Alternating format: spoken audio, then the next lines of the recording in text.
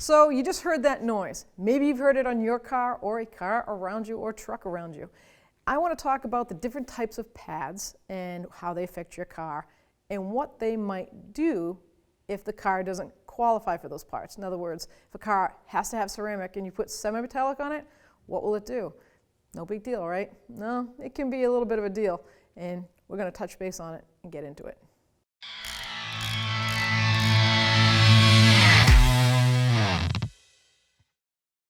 So here I have some brand new parts from 1aauto.com showing you our brake pads, calipers, and going to talk about the differences between metal and aluminum.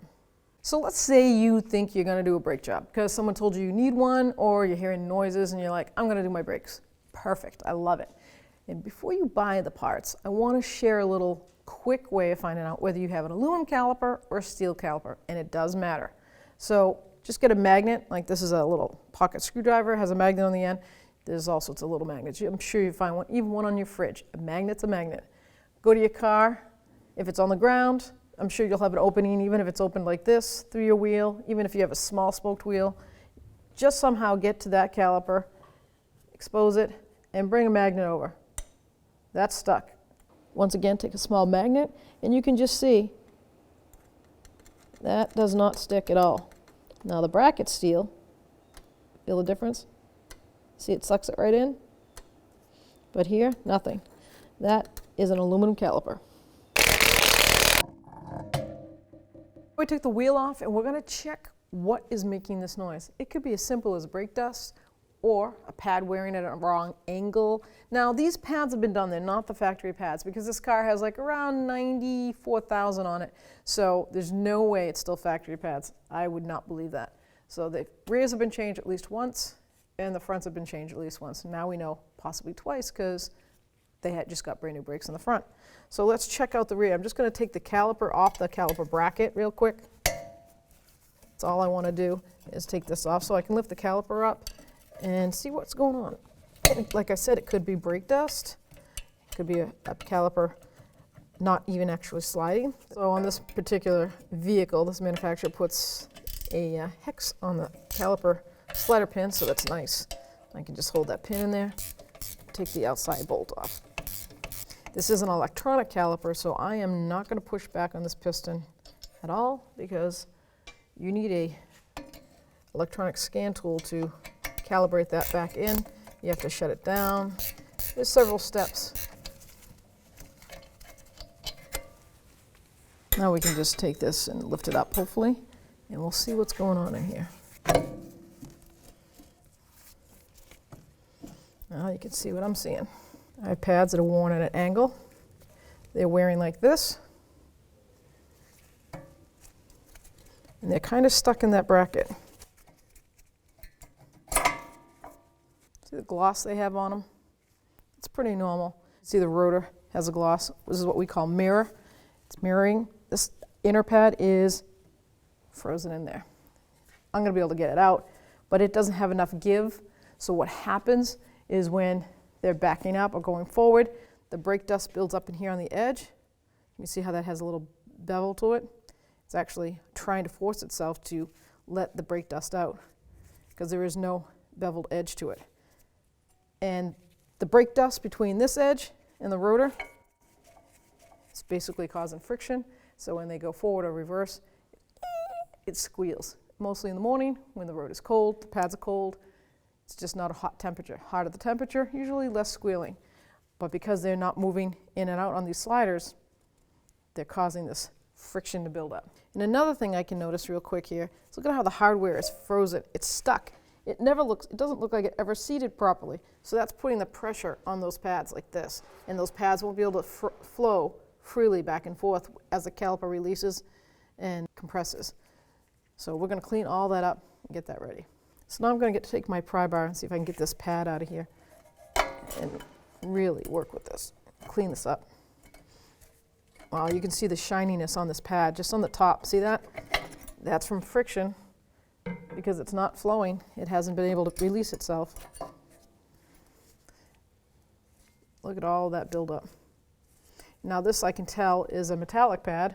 You can also tell just by the the shininess, all the little specks of shininess. If I take my magnet, it falls right to it. So now I'm going to take this brake caliper hardware off, because you can see how it wasn't seated at all properly. So I want to clean underneath the bracket and the hardware. What happens is a lot of rust will build up right here between those. So the proper way to do that brake job, which we've showed you 1,000 times, is to clean that rust down to a nice smooth surface. Put a little caliper grease on where the tin meets the bracket. That stops this rust from building up. And then that way that pad can move smoothly and do its job. So the reason why manufacturers make steel or aluminum, a lot of it has to do with the EPA, your gas mileage, could have to do with the performance vehicle, a higher end performance, to an everyday commuter car. There's difference why they do it, weight, all sorts of stuff. But you cannot put a metallic or a semi-metallic on a aluminum caliper. It will just echo through the cab. And when you apply the brakes, boy, does it sound like you're just riding on sand and gravel. The noise is unbelievable. You can put ceramic on steel. You won't even hear the difference. I just want to touch base quickly on performance, how your brakes are going to react to how you install them. So we just took these off a vehicle, large SUV, and the brakes have just recently been done. I would say within probably a 2-month span. And when we took them apart, this is what we found. So if you can see this gloss right here on this rotor, this is the inner side of the rotor. This gloss shows me that the pad has never touched that at all.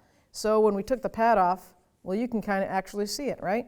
We have a rough surface here, and it's clear as day here, almost like a brand new pad. It hasn't even really been touched. So this pad was riding just like this on this edge. You can see it on this rotor where it was riding, hitting, but it was beveled up, not even touching. And the reason for it is the caliper is mounted with the pistons on this side of the actual rotor. See these little tabs?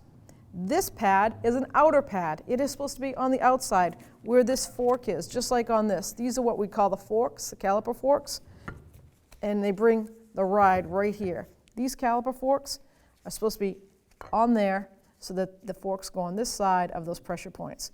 And these tabs actually line up inside the bracket. That's what those are for. Now this is the proper way. The dots inside are in the center of the caliper. That's what those rings are. It's a dual caliper system. And that's where that pad is supposed to be worn like that with those tabs, because that's where the pistons sit, dual piston. This person installed both inners on one side and then both outers on the other. So there is a difference. Pay attention and you'll see the difference, and you get the most out of your brake job. You don't want to spend your money and spend your time doing it without really paying attention, because then you've kind of wasted your time and wasted your money. The whole idea of you doing it is to save. So now you can see after cleaning this up, we have a little bit of better sliding. See how it slides? That's what it's supposed to do inside the car. Now these are not our parts. These aren't our brakes. So I did not get a chance to order any or have them here ready. But I'm going to get her to be able to go down the road temporarily, know that squeal should be gone, and I'm going to order up some quality brakes and do this brake job for her. So now that I have cleaned up the bracket and cleaned the pads up on the edges where the metal had just corroded and swelled up these brake pads in the slider, you can see the difference. Look at how the movement is.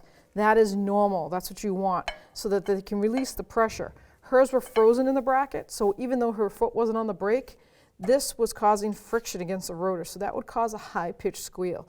And then the brake dust has no place to disperse, so you're going to get all that old brake dust in there, and it causes friction because it's almost like you're riding the brake pedal.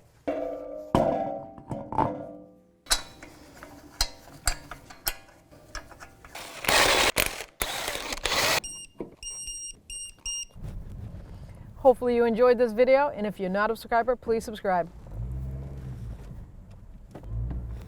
Oh yeah, and don't forget, ring that bell because it turns on all your notifications so you won't miss any future videos. Bye-bye.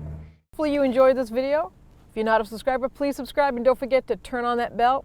You don't turn the bell on, you ring the bell. Let me say, I'm gonna say, and if you're a subscriber, if you're not a subscriber, please subscribe.